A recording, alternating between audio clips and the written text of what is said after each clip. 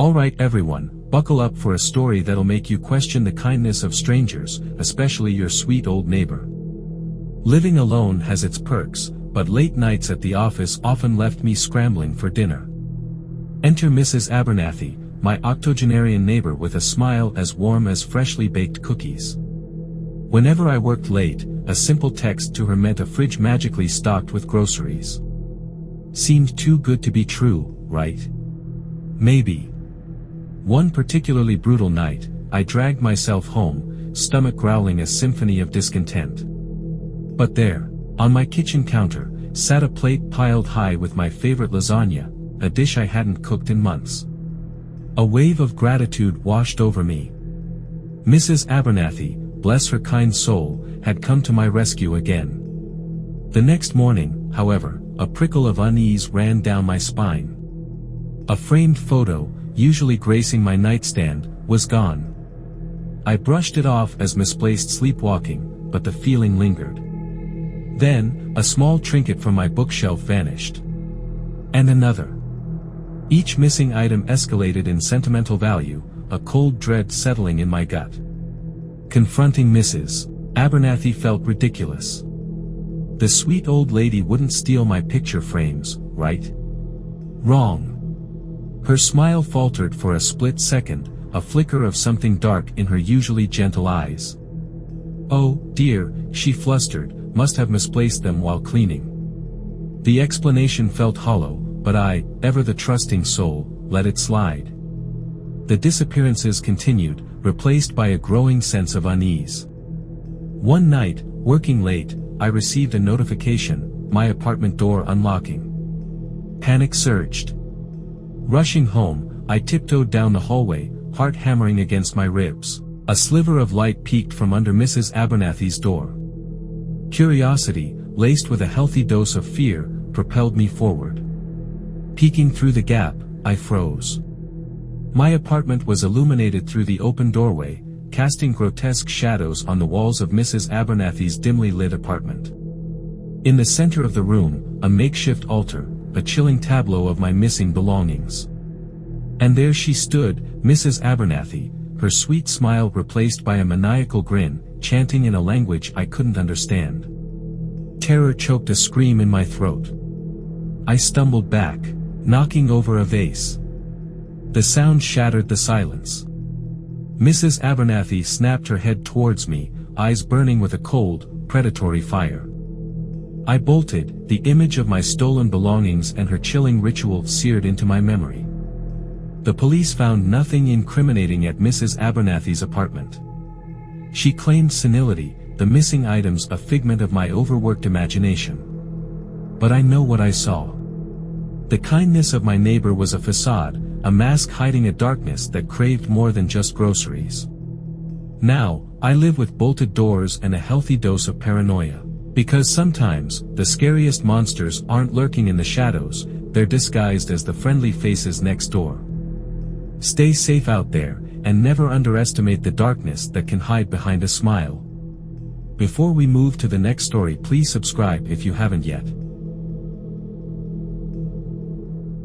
Living in a city like this, you get used to the buzz, sirens wailing, car horns honking, the constant background noise of urban life. But my new apartment building was eerily quiet. Everyone kept to themselves, especially the guy across the hall. Never saw him, not once. One night, the lights flickered like a dying firefly, then plunged the building into darkness. Groaning internally, I fumbled for my phone, the measly flashlight app doing little to pierce the gloom. Suddenly, an idea struck me, neighbor across the hall. Maybe he had some candles. I stumbled out my door, heart hammering a nervous rhythm in my chest. Reaching his door, I knocked, a hesitant rap that echoed in the sudden silence. The sound of a deadbolt turning, then, creaking hinges. A sliver of light spilled out, and for a split second, I saw it. A face staring back at me. It was my face. Identical, right down to the freckle by my left eye. Only, there was a coldness in those eyes, a hint of something sinister lurking beneath the surface. Before I could scream, before I could even process the sheer impossibility of it all, the voice spoke. My voice, but distorted, like it was coming through a warped record player. "Need something?" it drawled, laced with an amusement that sent shivers down my spine. The power flickered back on then, the fluorescent light harsh and unforgiving. The face at the door shifted, the unsettling doppelganger morphing into a regular-looking guy, maybe a bit pale, but nothing out of the ordinary. Yeah, I stammered, momentarily forgetting about the darkness. "Just, looking for some candles, if you have any." He shook his head apologetically, mumbled something about not needing them, and shut the door. Shaken, I shuffled back to my apartment, the image of my mirrored face burned into my memory. Maybe it was the stress, the lack of sleep. Hallucinations, right? Just a tired mind playing tricks. But then the strange occurrences began. My favorite mug, inexplicably on the top shelf. A duplicate copy of a book I was reading, lying on the couch. Whispers in the hallway, my own voice, echoing in the dead of night. It started subtle, but the mimic's presence grew bolder with every passing day. Objects would move on their own, rearranging themselves at night. The whispers grew louder, pleading, menacing. The worst part? I was losing myself. Looking in the mirror, the reflection would flicker, the familiar face morphing into that chilling doppelganger for a fleeting second. Was it taking over? Was it slowly erasing me, piece by piece? Terror gnawed at me. This wasn't just about stolen candles and misplaced books anymore. This was a fight for survival. I started researching, scouring the internet for any mention of a creature like this, a mimic, a shapeshifter feeding on its victim's life essence. The knowledge offered little comfort. I needed a plan, a way to fight back. But how do you fight something that can wear your own face? This is where this story gets messy, folks, and let's just say it involved a lot of sage, supposedly good for warding off evil spirits, a strategically placed mirror, because apparently reflections can trap mimics, and a whole lot of courage, or maybe sheer desperation. The showdown was terrifying, a fight against myself, against an entity that craved my life. In the end, the mimic retreated, its hold on me broken, but the experience left scars, both physical and mental. Now, every time the lights flicker, I hold my breath, a sliver of fear lingering in the back of my mind. Because you never truly know, do you? Could that face staring back at you be you, or something far more sinister? This story is a bug's nightmare, literally. I moved to Elmwood Park seeking peace and quiet, picket fences, friendly waves, the whole suburban shtick. It was perfect, except for my new next-door neighbor, Mr. Crowley. Now, Mr. Crowley wasn't exactly Mr. Rogers. He kept to himself, always had the curtains drawn, and let's just say his basement emitted some truly horrifying smells. A mix of chemicals and something unsettlingly organic, like a rotten banana that had taken a dip in a science experiment. One night, curiosity, and maybe a sprinkle of nosiness, got the better of me. I noticed a faint flickering light coming from Mr. Crowley's basement window. Peeking through the gap in my curtains, I braced myself for, well, anything. What I saw chilled me to the bone. Mr. Crowley was standing in the center of a makeshift lab, surrounded by cages upon cages. But these weren't your average cricket cages. These things held monstrosities. Giant beetles the size of dinner plates, roaches with iridescent wings that shimmered in the flickering light, and spiders with hairy legs thicker than my fingers. Each insect was a grotesque hybrid, a twisted fusion of nightmare fuel and mad science. But the worst part wasn't the bugs, although trust me, they were nightmare enough. It was Mr. Crowley. He was chanting in a language that scraped against my ears, his eyes glowing an unnatural yellow. He wasn't just collecting insects, he was breeding them, creating these horrifying hybrids for some unknown purpose. Terror turned my legs to jelly, but I knew I had to get out of there. The thought of those mutant bugs escaping, swarming Elmwood Park in a nightmarish wave, made my stomach churn. Sleep didn't stand a chance that night. Images of Mr. Crowley's bug-filled basement and his creepy chanting replayed on loop in my mind. The next morning, I knew I had to do something. Exposing Mr. Crowley felt like the only way to stop him, but the thought of facing off against a man who commanded an army of monstrous insects was enough to make me want to pack my bags and run. Days turned into weeks, and the smell from Mr. Crowley's basement only intensified. I started noticing strange buzzing sounds at night, a sound far too big to be any ordinary insect. The fear was paralyzing, but the image of giant, mutated bugs taking over the neighborhood fueled my resolve. This story doesn't have a neat ending yet, folks. I'm still here, haven't been eaten by a giant centipede, yet. But the fight's far from over. I'm working on a plan, gathering intel, and maybe researching some good old-fashioned bug repellents, industrial strength, obviously.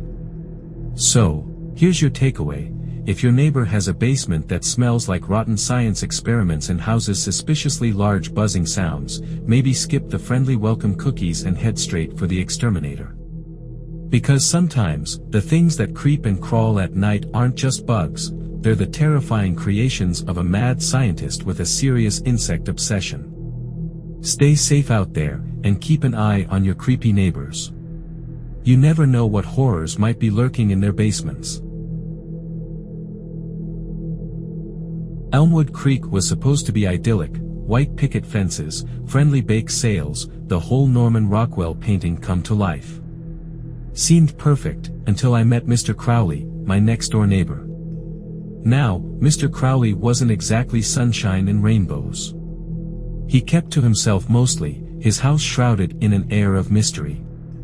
The real kicker, though, was his collection. His living room looked like a taxidermist convention: crows perched on dusty shelves, owls with glassy eyes staring into the void, and a particularly menacing-looking wolf that seemed to follow you with its beady black pupils. Let's just say it wasn't exactly a welcoming committee. Things started off with little oddities. A persistent cawing outside my window at night, shadows flitting across my lawn just out of sight. I brushed it off as neighborhood wildlife, maybe a particularly talkative crow with an attitude. But then, the occurrences escalated. My favorite scarf, the one my grandma knitted, vanished from my coat rack. A cherished book, gifted by a dear friend, disappeared from my bookshelf. Each time, a new unsettling caw seemed to echo the loss. One night, a sound like frantic scratching clawed at my sanity, a rhythmic tapping at my front door. Peeking through the peephole, I froze. A large crow, its black feathers gleaming in the moonlight, was pecking insistently at the wood. With a healthy dose of trepidation, I cracked the door open just a sliver. The crow hopped inside, dropping a small, ornate key at my feet before taking off in a flurry of black wings. Morbid curiosity gnawed at me. That key, it screamed of secrets. Mr. Crowley's collection flashed in my mind. Could they be connected? Driven by a mix of fear and morbid fascination, I decided to pay Mr. Crowley a visit. The key, as if by magic, fit perfectly into a hidden lock on the side of his house. A cold gust of air blasted me as the door creaked open, revealing a dimly lit room. The stench of old books and something metallic hit me like a physical blow. Then I saw it. A horrifying tableau. A circle drawn on the dusty floor, filled with my missing belongings: the scarf, the book, a silver locket from my mother, and standing in the center, Mr. Crowley. But Mr. Crowley wasn't quite himself. His eyes glowed a malevolent red, his face contorted in a maniacal grin. Before I could scream, the room erupted in a cacophony of caws. The crows, no longer lifeless trophies, flapped their wings, their obsidian feathers shimmering in the dim light. Their caws became a chilling chant, a dark symphony that sent shivers down my spine. Mr. Crowley lunged towards me, his voice a rasping whisper. "The key, give me the key." It all clicked then. The crows weren't just a creepy collection, they were his familiars, his instruments of dark magic. And my stolen belongings, imbued with personal energy, were the fuel for his twisted rituals. Fear choked a scream in my throat, but a primal instinct for survival kicked in. I shoved Mr. Crowley back, the key clattering to the floor. With a desperate lunge, I snatched it up and sprinted towards the hidden door, the chanting crows and Mr. Crowley's enraged screeches echoing behind me. I slammed the door shut, the key burning hot in my hand. My heart pounded like a drum solo in my chest as I stumbled back to my own house. The image of the ritualistic circle and Mr. Crowley's glowing eyes seared into my memory. That night, I didn't sleep. Every creak of the floorboards, every rustle of leaves outside my window, sent a jolt of fear through me. But I knew I had to stop him. This wasn't just about my stolen belongings, it was about the safety of the entire neighborhood. This story doesn't have a happy ending yet, folks. The key, a constant reminder of the darkness lurking next door, sits heavy in my pocket. But I won't let Mr. Crowley and his crow familiars win. I'm researching, learning everything I can about dark magic and its weaknesses. Elmwood Creek may look charming on the surface, but beneath its peaceful facade lies a secret, and I'm determined to expose it. Living in Maplewood Heights was a dream, quiet streets, friendly faces, the constant soundtrack of chirping birds. Especially Mr. Henderson, my next-door neighbor. Sweet old guy, always had a smile and a kind word, his backyard a haven for feathered friends. Every morning, I'd wake up to a symphony of chirps, robins, cardinals, you name it. It was idyllic, almost too good to be true. Then, one morning, the silence hit me like a physical blow. No birdsong, just an eerie quiet that pressed against my eardrums. Confused, I peeked out the window. Mr. Henderson's backyard, usually a haven of activity, was eerily empty. The bird feeders were gone, replaced by a network of strange metal cages, their doors hanging open ominously. Unease gnawed at me. Mr. Henderson's kindness suddenly felt off. Later that day, a foul stench invaded the neighborhood. It was acrid, metallic, and frankly, horrifying. Holding my breath, I followed the smell to Mr. Henderson's house. The usually cheerful back door hung open a crack, the source of the stench emanating from within. Curiosity, laced with a healthy dose of fear, propelled me forward. Taking a deep breath, I peeked inside. A dark, winding staircase led down to the basement. Against my better judgment, I descended, each step echoing in the oppressive silence. The sight that greeted me will forever be etched in my memory. A hidden room, illuminated by a single bare bulb, revealed a macabre collection. The walls were adorned with mounted animal heads, more than just birds. Neighborhood cats, missing for weeks, stared back with vacant, lifeless eyes. And mounted proudly in the center, a golden retriever's head, its fur matted, its once playful expression replaced with a chilling emptiness. Terror choked a scream in my throat. Suddenly, the basement door creaked open. Mr. Henderson stood there, a deranged smile plastered on his face, his eyes glinting with a chilling madness. In his hand, he held a new, empty cage, its bars gleaming menacingly. The realization hit me like a ton of bricks. Mr. Henderson wasn't just a birdwatcher, he was a collector. A collector of lost pets, his backyard haven a twisted hunting ground. And the silence that morning, the birds weren't gone, they were silenced. Before I could react, Mr. Henderson lunged, the empty cage snapping shut just inches from my head. Adrenaline surged through me. I shoved him back, scrambling towards the stairs, his chilling laughter echoing in my wake. I burst out of the basement, lungs burning, heart hammering a frantic rhythm against my ribs. Looking back, I saw Mr. Henderson standing in the doorway, the empty cage dangling from his hand. His smile had widened, revealing a glint of something far more sinister than kindness. I knew then, I wasn't just his neighbor anymore. I was a target, the next potential addition to his horrific collection. The police dismissed my story as a bizarre delusion, no missing pets, no evidence in Mr. Henderson's basement. But I know what I saw. Now, I live with a constant knot of fear in my stomach, every creak of the floorboards a potential threat. Mr. Henderson still smiles and waves, but the glint in his eyes tells a different story.